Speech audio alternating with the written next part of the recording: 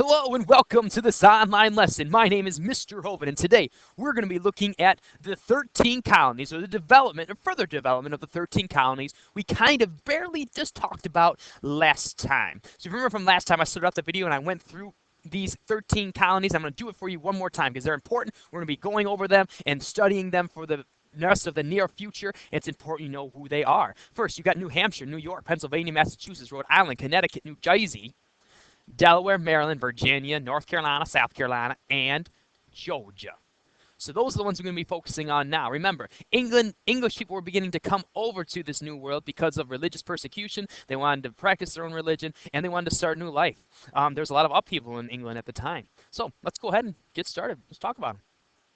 Yeah, so the first set of colonies we're going to look at are the New England colonies. And these colonies are New Hampshire, Massachusetts, Rhode Island, and Connecticut. These are what's known as the New England colonies.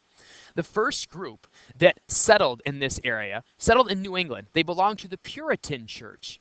They landed in Massachusetts, and they referred to themselves as Pilgrims, and built the colony of Plymouth in 1621.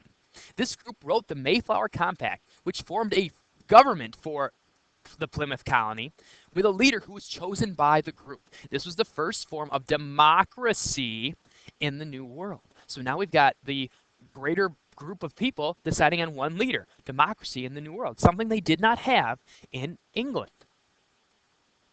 So let's learn a little bit more and look deeper at the New England colonies. In 1629, the Massachusetts Bay Colony started when more and more Puritans left England and they were searching for religious freedom. Again, they were seeking religious freedom. The Massachusetts Bay Colony, 1629, was started when more of these Puritans came. Life and government were influenced greatly by religion. So religion was the big driving force behind this colony. Individuals who spoke out against religious authority were often banished from Massachusetts.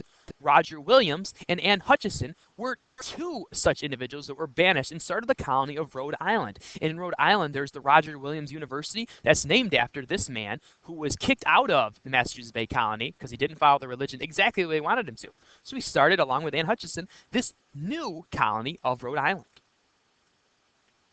Now, more about life in New England. Most people in New England were small farmers who produced enough food for their families. Farming, however, was difficult to do on a large scale because the geography just wouldn't allow for it. The soil was not that good. It wasn't very rich. The farming practices were just not applicable in this area.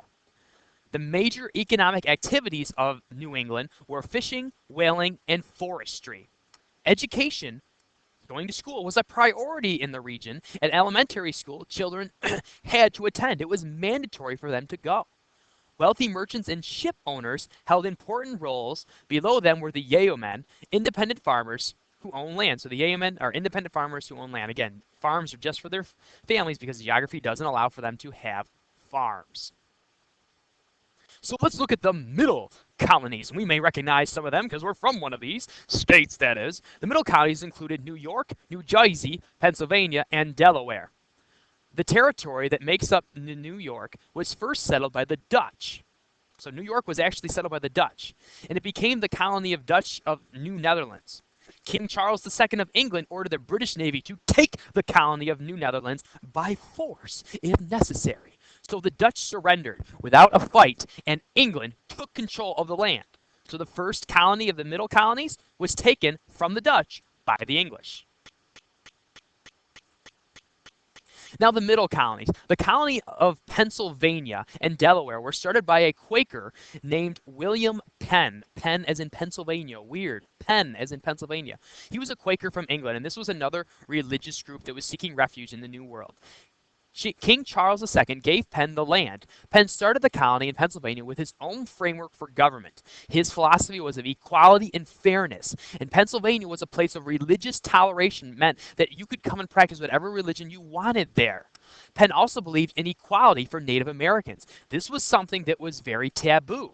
Most people didn't agree with giving equality to the natives, but he believed in that. His colonies were based on acceptance. They're also based on religious toleration, and everyone was on an equal playing field. Delaware would also be started on these same principles. Now, life in the middle colonies. Again, geography impacts it a little bit differently. Because the soil in the Middle Colonies is superior to New England, farmers were able to grow a surplus. So that means they had a lot left over, so they traded those. Timber and furs were also popular exports for the Middle Colonies. This resulted, especially the coastline, had a lot of natural harbors. Remember that. The coastline had a lot of natural harbors. This resulted in port cities like New York and Philadelphia becoming bustling commercial centers for trade of goods. The population of the Middle Colonies was very diverse. Because there was so much toleration there, many people came. Still, English colonists were the majority. And even though everyone was quote unquote equal, they often looked down on individuals from other backgrounds, like the natives. Now it's time to talk about the southern colonies of Virginia, Maryland, North Carolina, and South Carolina, and Georgia. The first settlers arrived in Maryland in 1634. These individuals, again, were seeking religious freedom. A big reason people left England was for religious freedom.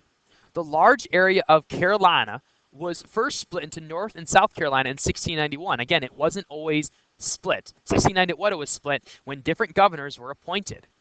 Georgia was set up as a colony managed by trustees. These individuals sought to create a safe haven for those who were in debt back in England. So that's how Georgia was created.